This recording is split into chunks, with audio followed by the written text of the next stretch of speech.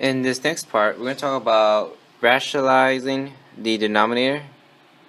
So, for rationalize denominator, or rationalizing the denominator, it basically means that we're trying to have an expression where the denominator does not have a radical.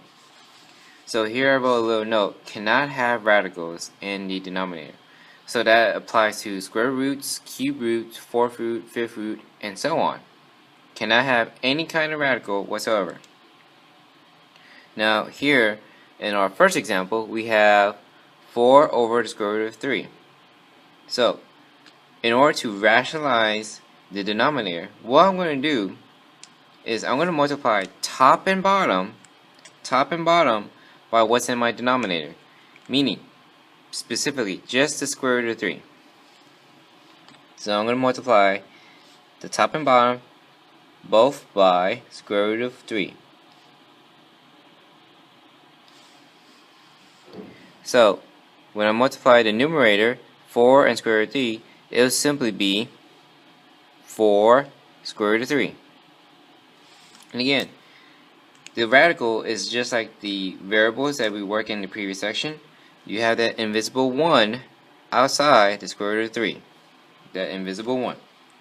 So basically my 4 multiplied to the invisible 1, hence the 4 that's outside the square root of 3. And then in my denominator, since I'm doing square root of 3 times square root of 3, it will look like this. And then in my denominator, I'm going to multiply these 3 that's inside the square root, which is 9. So it's going to be square root of 9 underneath 4 square root of 3. And then from there, you can simplify the square root of 9 because 9 is a perfect square number. My numerator will stay the same. And then in my denominator, square root of 9 will become 3. And then since it's a fraction, I cannot simplify because nothing is in common between 4 and 3. So this is my final answer.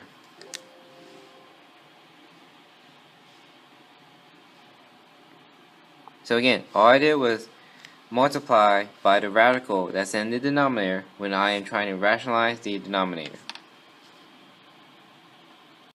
In this next example, we have a fraction where in the numerator it's 2 square root of 3 and our denominator 5 square root of 6.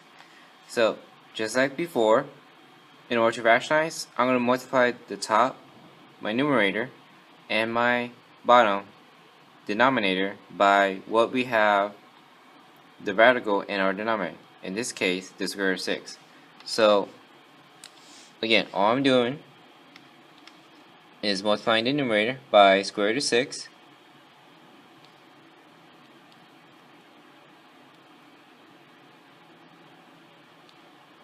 and the denominator by square root of 6.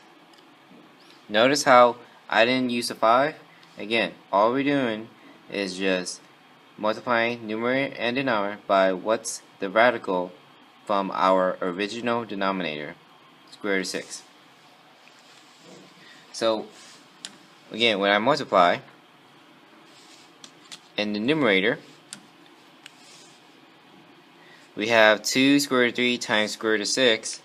So this time, just a little review. We always have that invisible 1 outside the radical.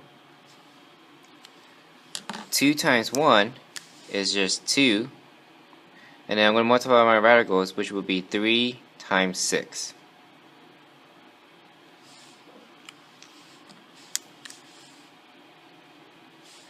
And then for my denominator, I'm going to do 5 times 1, which is 5. And then the radical is going to multiply together, like so. Alright, I'm going to simplify the top. So it's going to be 2 square root of 3 times 6, which is 18. And then for my denominator, it will be 5. 6 times 6, that's going to be square root of 36. Alright. Now, what I'm going to do first is I'm going to simplify my denominator because, here's why. Square root of 36, 36 is a perfect square number. So when I simplify that, and I'm going to write over here for more space.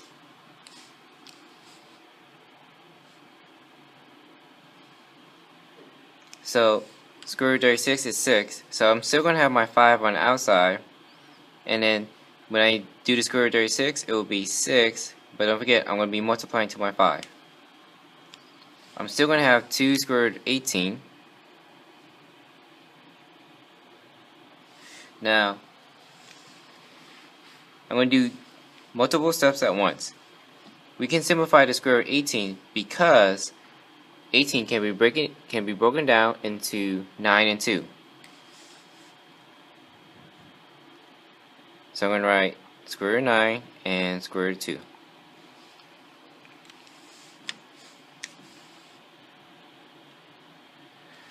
Whereas in my denominator, it's going to be 5 times 6, which is 30. Alright. Here, it's 2 times square root of 9 times square root of 2. I can do the square root of 9, which is 3. So I'm going to have 2 times 3. And again, this 3 came from square root of 9 times square root of 2.